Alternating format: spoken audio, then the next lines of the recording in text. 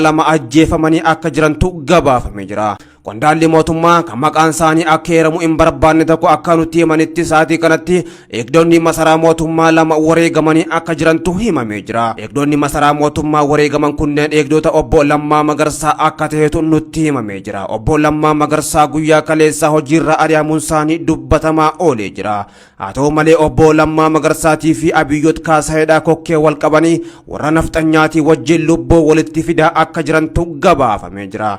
Obbo Lammaa Magarsaa dabalatee Abiyyoot Kaasaa yookaan Abiyyi Ahmadii fi hoggantoonni nafxanyaa masaraa mootummaa keessa jiran itti aanaa muummee ministeeraa Dr. Abiyyi Ahmad Dammaqaa Mokkonnonii fi gorsaasaa kan ta'an Daaneel Kibret dabalatee masaraa mootummaa keessatti shororkaan guddaan deemaa jiraachuutu gabaafamee jira. Haa ta'u malee guyyaa kaleessaa eegdonni obbo Lammaa kaafamuuf akka jiranii fi akkasumallee obbo Lammaa Magarsaa hojii gubbaa gaggeessuuf akka deemantu odeeffamaa ture.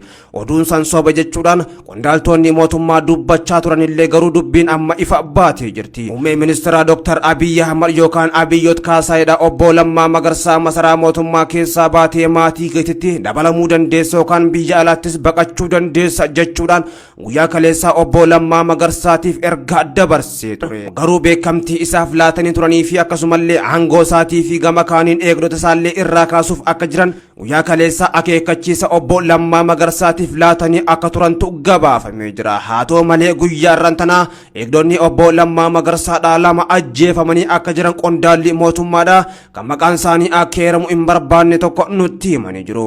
Obbo Lammaa Magarsaa yeroo biyyattiin shororkaa guddaa keessa galtee biyyattiin diigama afaan gubbaa geessee jirtu kanatti akka miidiyaa mootummaa OBN fi akkasumallee EBC fi faanaa gubbatti gabbee uummata tasgabbeessuu fi akkasumallee gama kaaniin gama mooraa humna waraana qilleensaa Bishooftuu deemee akka waraanaa wajjin mari'atamu ajajamullee obbo Lammaa Magarsaa ajaja kana didee akka feetu dhagahamee jira. Obbo Lammaa Magarsaa yeroo ammaan tanaatti waraqaan gaggeessaa hojiirraa isa ariitu harkasaa gahuu baatullee garuu obbo Lammaa Magarsaa eegdota isaa ajjeesanii yaaddoo keessa galchanii akka jirantu gabaafamee jira. Obbo Lammaa Magarsaa Abiyyoot Kaasaa yookaan Abiyyi Ahmad gubbaa gaggeessuuf akka deemu warri nafxanyaadhaa guyyaa sadiin duratti dubbattee turte. Warri nafxanyaa Gimboo Sabaa yookaan Azeemaa jechuudhaan beekamu obbo Lammaa Magarsaa aangoo irraa ari'amuuf akka deeman guyyaa sadiin duratti dubbatanii turanii. Haa ta'u malee obbo Lammaa Magarsaa aangoo gubbaa ari'amuuf akka deeman qondaaltonni mootummaa masaraa mootummaa keessa jiran guyyaa kaleessaa hasaasaa oolanii jiru. Haa ta'u malee obbo Lammaa Magarsaa waraqaan aangoo gubbaa isa ariitu harkasaa gahuu baatullee eegdonni isaa ajjeefamanii yaaddoo guddaa keessa akka jiruu fi akkasumallee masaraa mootummaa keessaa bahuu akka danda'u Abiyyi Ahmad itti himee akka jirutu gabaafamee jira. Yeroo ammaan tanaa kanatti obbo Lammaa Magarsaadhaa mirga guutuu fi akkasumallee mirga bilisa ta'e qabda masaraa mootummaa keessaa baatee maatii keetitti dabalamuu dandeessa jechuudhaan obbo Lammaa Magarsaa sodaachisanii akka jirantu gabaafamee jira. Abiyyi Ahmad yookaan Abiyyootii fi akkasumallee obbo Lammaa Magarsaadhaa waggaa lamaan dura Abiyyi jechuun obbo Lammaa Magarsaa obbo Lammaa Magarsaa jechuun ammoo Abiyyi jechuudhaan waadaa sobaa waliif galanii masaraa mootummaatti nafxanyaan wajjin kakatanii biyya gaggeessuu jalqabanii. Haa ta'u malee Abiyyi jechuun Lammaa jechuu fi Lammaa jechuun Abiyyi jechuun isaanii martinuu arraan tana lafatti haftee waadaan uummata Oromoo isaan keessaan deebi'ee isaan walitti kaasee wal nyaachisaa jira. Obbo Lammaa Magarsaadhaa eegdota isaa kan irraa ka'uu didan jala ajjeesanii kaanis ammoo irraa hambisanii saree nyaachisuudhaaf jala murteessanii jiru. Sareen obbo Jawaar Mohammadii fi Baqqalaa Garbaa nyaatte arraan tana ammoo obbo Lammaa Magarsaa masaraa mootummaa keessatti itti dutaa jirti. Gaafa obbo Jawaar Mohammadii fi Baqqalaa Garbaa hidhaman osoo obbo Lammaa Magarsaatii fi hoggantoonni Oromoo masaraa mootummaa keessa jiran dubbatanii dubbiin kun har'a obbo Lammaa Magarsaa hin mudattu turte. Garuu yeroo hoggantoonni Oromoo hidhaman callisuun obbo Lammaa Magarsaatii fi qondaaltota Oromoo jajjaboo ta'anii masaraa mootummaa keessa jiran arraan tana bifa kanaan nafxanyaan saree itti qaltee masaraa mootummaa keessaa eegdota tokko malee gad baasaa jirti. Obbo Lammaa Magarsaa yeroo kanatti masaraa mootummaa keessaa kan gabbahu yoo ta'e akka duwwaan beekuuf jecha aga ammaatti masaraa mootummaa keessaa akka jirus beekamee jira. Garuu muummee ministeeraa Dr. Abiyyi Ahmadii fi mootummaa federaalaa bira hayyamni isaaf kennamee maatii isaa biratti deemuu akka danda'u fi yoo barbaadellee biyya keessaa baqachuu akka danda'u mootummaan hayyama laatiif jira. sababbiin kana godhaniifis warri nafxanyaadha yeroo obbo Lammaa Magarsaadha biyya alaa deemuudhaaf yookaan maatii isaa bira deemuudhaaf masaraa mootummaa keessaa gabbee shira adda addaa irratti xaxuudhaan waan shaniin ajjeefte fakkeessuudhaaf yookaan ammoo sabni biraa ajjeese fakkeessuudhaan obbo Lammaa Magarsaa lubbuu galaafachuu akka barbaadan qondaalli mootummaa kun nutti himee jira.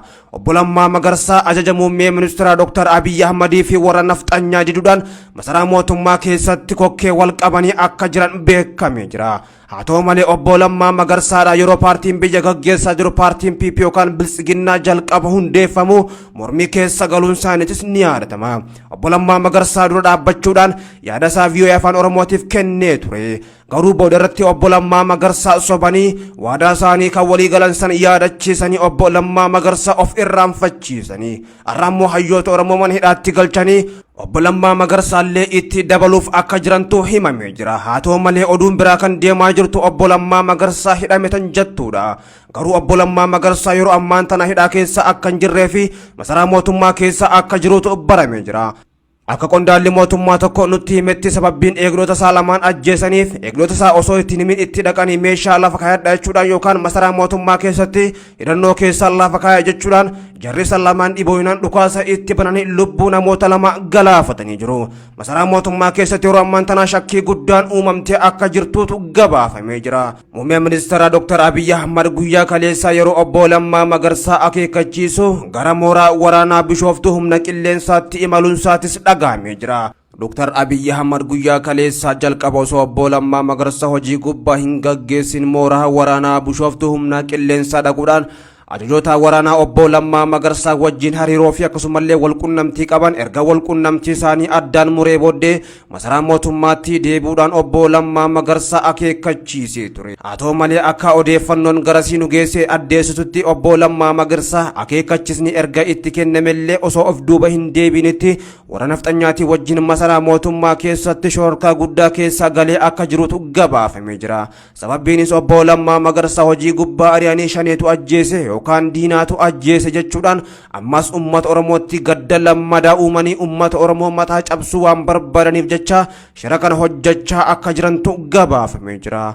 obbo Lammaa Magarsaa warri nafxanyaa itti aanaa muummee ministeeraa kan ta'an Dammaqaa Mokonnoonii fi gorsaasaa kan ta'an obbo Daaneel Kibretii fi akkasumallee gama Oromoorraa ammoo obbo Leencoo Baatiidhaa shira kana xaxuudhaan obbo Lammaa Magarsaa masaraa keessaa gabbaasanii saree nyaachisuu barbaadanii. haa ta'u malee obbo Lammaa Magarsaa haga ammaatti masaraa mootummaa keessaa ba'uu hin dandeenye. Abiy Ahmedii fi obbo Lammaa Magarsaa waadaa sobaa waliif galuudhaan masaraa mootummaa galan yeroo ammaan tana ammoo waadaan sobaa isaanii diigamee haqni ummata Oromoo isaanitti garagalee guyyaa adii itti dukkaneessee jira. Abiy Ahmed halkanii fi guyyaa rafee akkam bulleetu dhagahamaa jira.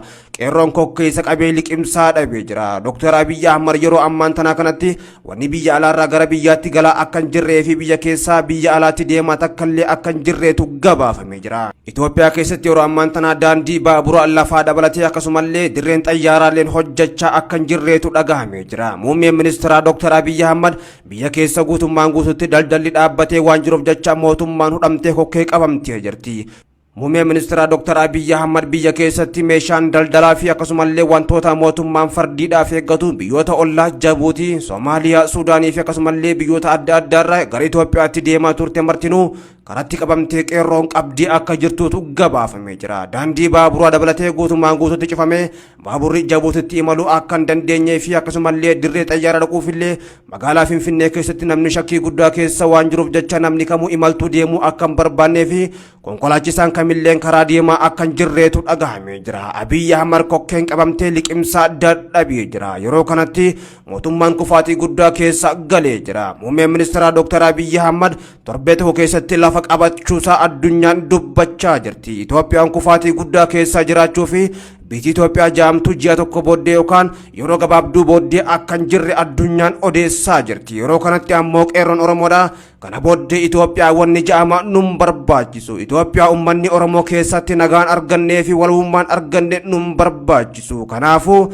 Oromiyaa walabomtee fi akkasumallee Oromiyaa of dandeesse argachuu barbaanna jechuudhaan muummee ministeeraa Dr. Abiy Ahmed durma dhaabbatanii ummanni Oromoo liqimsaa isa qabanii jiru. Yeroo kanatti muummee ministeeraa Dr. Abiy Ahmed wanni takkittiin harka isaatti haftee humna waraana qofa ta'uunis beekamee jira. Diinagdeen jalaa kuftee warroonni qabeenya qaban ammoo isa jalaa maqanii isa dhokatanii akka jiranii fi akkasumallee biyyattiin addunyaallee gargaarsa isaa laachuu fi akkasumallee waraanni isaa gargaarama akka hin jirreetu dhagahamaa jira. Waraanni inni Oromiyaa keessatti uummata Oromootiin gooluudhaaf facaase nyaataa fi dhugaatii dhabanii rakkachaa akka jirantu gabaafamee jira. Oromiyaa keessatti guutummaan guututti karaan cufamee makiinaan deemtu waan hin jirreef jecha waraana erga helikoophteraan bakka adda addaatti facaase waraanni isaanii dheebuu fi nyaataaf saaxilamaa jiraachuutu gabaafamee jira. Haa ta'u malee irra baay'ee waraana yeroo ammaan tanaatti ammas jalaa dhumachaa jiru. Abiy Ahmad yeroo kanatti waraanni inni Oromiyaa keessatti facaasalleen isa quba akka hin qabnee fi akkasumallee akka wal quba hin qabnee fi gama kaaniin ammoo waraanni jabaan tokkichi inni harkaa qabu humna qilleensaa Bishooftuu jiru qoftii ta'uunis baramee jira. Abiy Ahmad humna waraana Oromiyaa keessatti erga geesse helikoophteraan gannaqee wal qunnamaa akka hin jirree fi akkasumallee jarrilleen aarii guddaa keessa jiraachuutu gabaafamee jira.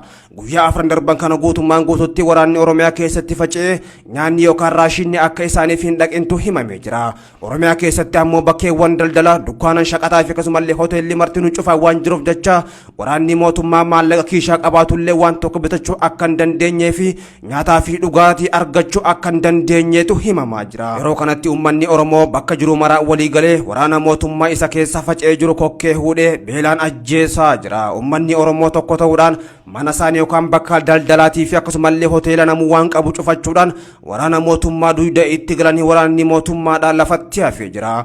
Abiy Ahmad ammoo akka isaatiin uummata Oromootti ergee uummata Oromoo saamsise akka isaan nyaatanii ammoo Oromoo tana miidhanii fi akka isaan uummata Oromoo gataniif kan achitti erge ta'ullee uummanni Oromoo hulaasaa cufatee manatti deebi'ee jira. Waraanni karaa qullaa gubbaa zooree bakka nyaata irra argatuu fi bakka dhugaatii irra argatu dhabee waraanni mootummaa rakkachaa jiraachuutu himamee jira. Haa ta'u malee qeerroon akka jechaa jirtutti nyaata qofaan adabnee hin lakkifnu kanaan booddee waraana mootummaallee tarkaanfii irratti fudhannee Oromiyaa keessa baasuudhaaf murannee kaane jirreechuudhaan dubbatanii jiru.